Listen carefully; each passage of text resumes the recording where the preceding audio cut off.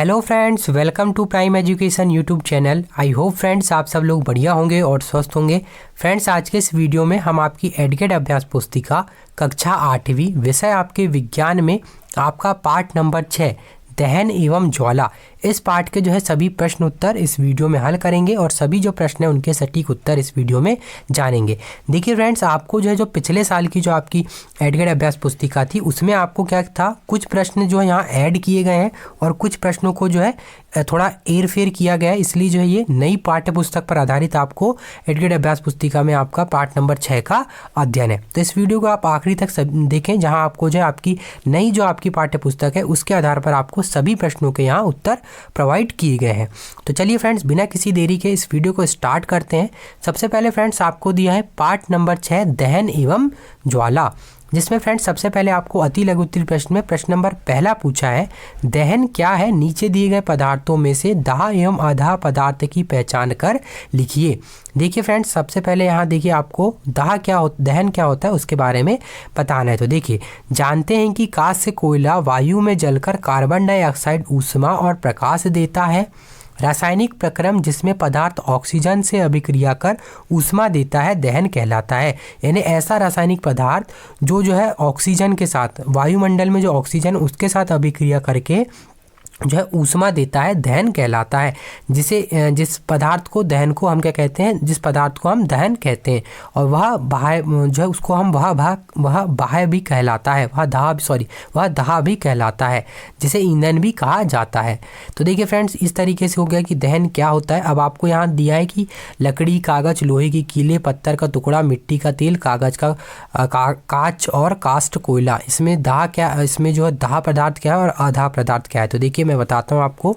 दाह पदार्थ हो गया यानी जो जलता है, जो आसानी से जल जाता है, और अदाह पदार्थ जो उतने आसानी से नहीं जलता या नहीं जलता। तो देखिए, लकड़ी भी दाह हो गया, कागज भी दाह हो गया, इसके बाद आपका लोहा की कीलें दाह नहीं है, पत्थर का टुकड़ा भी दाह नहीं है, अदाह पदार्थ है।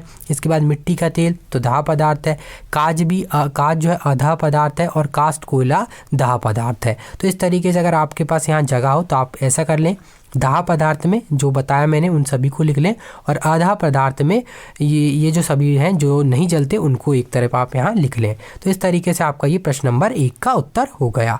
अब फ्रेंड्स आगे बढ़ते हैं। देखिए, अब जो है प्रश्न नंबर 2 है, ऊष्मी मान किसे कहते हैं, ईंधन के ऊष्मी मान को किस मात्रक द्वारा प्रदर्शित किया जाता है। तो देखिए, ईंधन किसे कहते हैं, तो सबसे पहले आप क्या करें, ऊष्मी मान क्या होता है उसे लिख लें। तो देखिए, ऊष्मी मान किसी ईंधन के 1 किलोग्राम के पूर्ण दहन से प्राप्त ऊर्जा की मात्रा उसका ऊष्मी मान कहलाती है। और देखिए, ईंधन में ऊष्मी मान को किलो जूल बटे किलोग्राम से जो है मात्रक द्वारा प्रदर्शित किया जाता है, केजे बटे केजी से जो है प्रदर्शित किया जाता है। तो ये जो है आपका प्रश्न नंबर 2 का उत्तर हो गया, जहाँ ये ऊष्मी मान किसे कहते हैं और ऊष्मी मान का जो है यहाँ मात्रक आप इस तरीके से लिखेंगे। अब फ्रेंड्स चलिए वीडियो में आगे बढ़ते हैं। अब प्रश्न नंबर 3 है, ईंधन क्या है, अच्छे ईंधन की जो है विशेषता लिखिए। तो देखिए फ्रेंड्स, प्रश्न नंबर 3 है, ऐसे ईंधन जो ऑक्सीजन के साथ संयोग कर काफ़ी ऊष्मा उत्पन्न करते हैं ईंधन कहलाते हैं। तो ये हो गया ईंधन किसे कहते हैं। अब अच्छे ईंधन की विशेषता में आप यहाँ पहला पॉइंट है, एक अच्छे ईंधन का ऊष्मीमान अधिक होना चाहिए। दूसरा, उसमें नमी बहुत जो है कम होनी चाहिए। तीसरा, इसका मूल्य जो है कम होना चाहिए।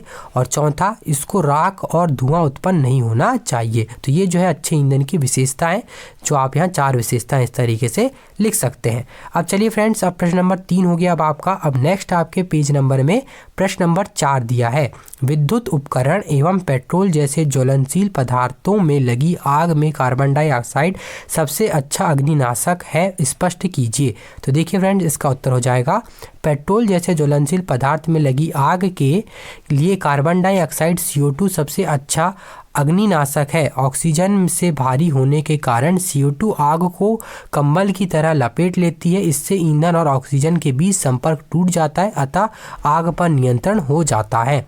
तो इस तरीके से आप यहाँ प्रश्न नंबर पूरा 4 का उत्तर देखकर आप यहाँ लिख लें। अब फ्रेंड्स चलिए आगे बढ़ते हैं। अब आपको जो है लघुत्तरी प्रश्न पूछा है, जहाँ प्रश्न नंबर 5 है, ईंधन के रूप में लकड़ी का उपयोग करना हानिकारक क्यों होता है, कारण लिखिए। तो देखिए, इसका उत्तर हो जाएगा, ईंधन के रूप में उपयोग करने से हानिकारक जैसे गैसें जैसे CO CO2 इसके जो है अतिरिक्त राख के कण जो है वायुमंडल की वायु में मिल जाते हैं, जिससे वायु दूषित हो जाती है। तो लकड़ी के जो है ईंधन के रूप में अगर हम यूज़ करते हैं तो वायुमंडल जो होता है हमारा एटमॉस्फेयर, उसमें जो है बहुत सारे जो कण हैं वो मिल जाते हैं, इसी वजह से जो वहाँ की जो वायु है वो दूषित हो जाती है। तो ये जो है आपका प्रश्न नंबर 5 का उत्तर हो गया। अब चलिए फ्रेंड्स आगे बढ़ते हैं। आगे देखिए फ्रेंड्स, अब आपको नेक्स्ट पेज नंबर पे आपके इसमें देखिए प्रश्न नंबर अब आपको 6 पूछा है। आपको प्रश्न नंबर 6 में बोल रहा है तीव्र दहन, स्वतः दहन तथा विस्फोट से आप क्या समझते हैं, उदाहरण सहित स्पष्ट कीजिए। तो आपको यहाँ तीव्र दहन, स्वतः दहन और विस्फोट को जो है स्पष्ट करना है कि इन्हें क्या मतलब क्या होते हैं ये। तो देखिए सबसे पहले आप तीव्र दहन के बारे में लिखेंगे। जब दाह तेजी से जलकर, दाह यानी जलने वाले पदार्थ, ऊष्मा और प्रकाश उत्पन्न करता है तो इस दहन को तीव्र दहन कहा जाता है। यानी इसमें जो ऊष्मा और प्रकाश उत्पन्न करता है तो उसे तीव्र दहन कहा जाता है। यानी जब उसमें तीव्र, हमें शब्द से ही समझ में आ रहा है तीव्र दहन यानी जल्दी से जलता है। उदाहरण एलपीजी, पेट्रोल। तो देखिए अगर आप पेट्रोल के पास अगर आग ले जाएंगे तो कितनी जल्दी आग पकड़ लेता है, एलपीजी भी कितनी जल्दी आग पकड़ लेती है, इसलिए इसे जो है तीव्र दहन कहा जाता है। तो ये हो गया आपका तीव्र दहन के उदाहरण हो गए, और तीव्र दहन किसे कहा जाता है ये हो गया। अब इसके बाद स्वतः दहन। तो स्वतः दहन यानी जो स्वतः, नाम से समझ में आ रहा है कि स्वतः यानी खुद से जल जाता है। तो देखिए ऐसा दहन जिसमें पदार्थ बिना किसी प्रत्यक्ष कारण के अचानक लपटों के साथ जल उठता है उसको जो है स्वतः दहन कहा जाता है। तो ये हो गया स्वतः दहन। अब इसके बाद स्वतः दहन के जो उदाहरण में आ जाएगा फास्फोरस द्वारा बिना किसी प्रत्यक्ष कारण के अचानक आग पकड़ लेना स्वतः दहन का जो है उदाहरण है। अब इसके बाद ये हो गया आपका तीव्र दहन हो गया, स्वतः दहन। अब आपको बोला था कि विस्फोट को भी आपको बताना है कि विस्फोट क्या होता है। तो विस्फोट हम सबको मालूम है। तो देखिए आप कैसे इसको आप यहाँ लिखेंगे और कैसे इसको आप प्रदर्शित करेंगे इस प्रश्न को के उत्तर में। तो देखिए पटाखों के जलने के क्रम में आकस्मिक अभिक्रिया होती है जिससे ऊष्मा प्रकाश के साथ ध्वनि उत्पन्न होती है। देखिए हम पटाखे जलाते हैं तो साथ में ध्वनि भी उत्पन्न होती है।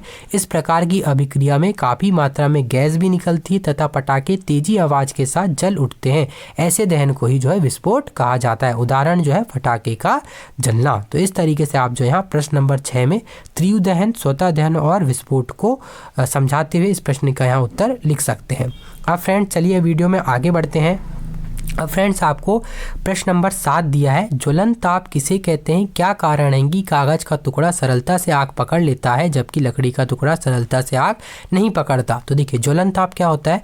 तो ज्वलन ताप वह न्यूनतम ताप होता है, यानी वह न्यूनतम ताप है जिस पर कोई पदार्थ आग पकड़ता है। हर पदार्थ का ज्वलन ताप अलग अलग होता है, इसलिए हर पदार्थ की ज्वलन जो शीलता है वो अलग होती है। कागज एक बाह्य पदार्थ है जो आसानी से जलता है क्योंकि एल्यूमिनियम अदाह पदार्थ है, इसलिए कागज स्वयं सरलता से आग पकड़ लेता है जबकि एल्यूमिनियम आग नहीं पकड़ता। तो ये जो है आपका प्रश्न नंबर आपका 7 का उत्तर हो जाएगा। अब चलिए आगे बढ़ते हैं। प्रश्न नंबर 8 है, मोटर वाहनों में ईंधन के रूप में डीजल एवं पेट्रोल की अपेक्षा जो है सीएनजी को अच्छा ईंधन माना गया है, क्यों। तो इसका उत्तर हो जाएगा प्राकृतिक गैस सीएनजी। प्राकृतिक, यहाँ देखिए प्राकृतिक गैस एक बहुत महत्वपूर्ण जीवाश्म ईंधन है क्योंकि इसका परिवहन पाइप द्वारा सफलतापूर्वक होता है।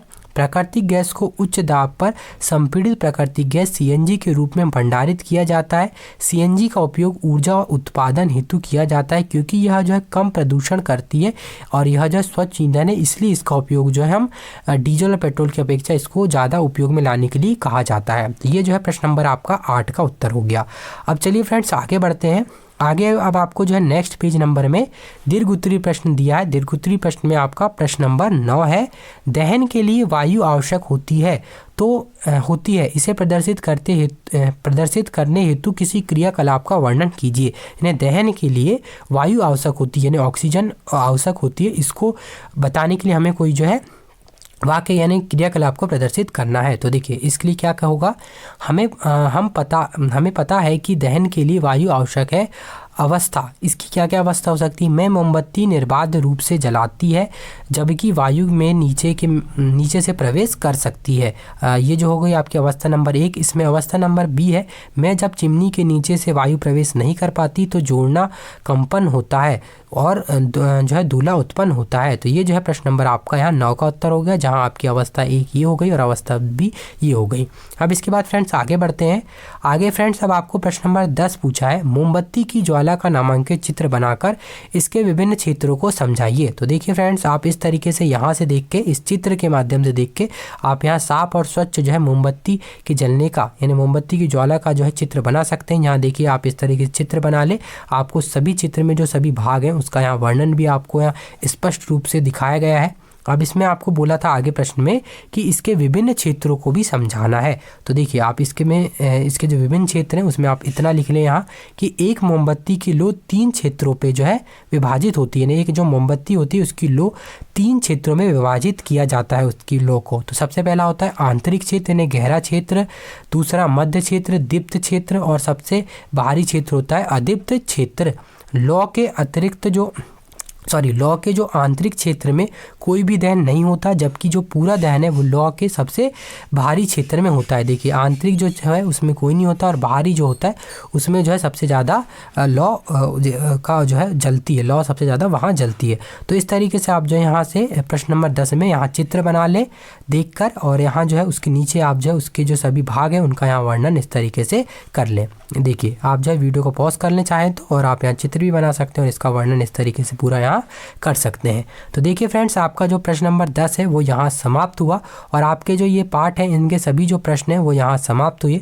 उम्मीद करते हैं फ्रेंड्स आपको इस वीडियो के माध्यम से सभी जो 10 प्रश्न हैं उनके सटीक उत्तर इस वीडियो में के माध्यम से आपको प्राप्त हो गए होंगे। अगर फ्रेंड्स आपको ये वीडियो पसंद आया है तो वीडियो को लाइक कर दें व इसके जो है आने वाले पार्टों के वीडियोज़ के लिए और ऐसे ही वीडियोज़ देखने के लिए इस चैनल को सब्सक्राइब कर लें और साथ में जो है नोटिफिकेशन बेल को ऑन कर लें, जहाँ जैसे ही इस चैनल पर वीडियो डले तो सबसे पहले आपको नोटिफिकेशन प्राप्त हो जाए।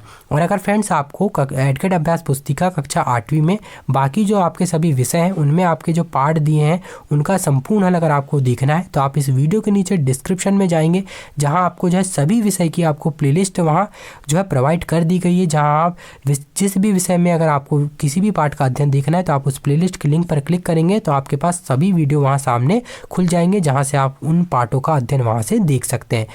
तो फ्रेंड्स इस वीडियो को यहीं समाप्त करते हैं और मिलते हैं अब आपसे नेक्स्ट वीडियो में।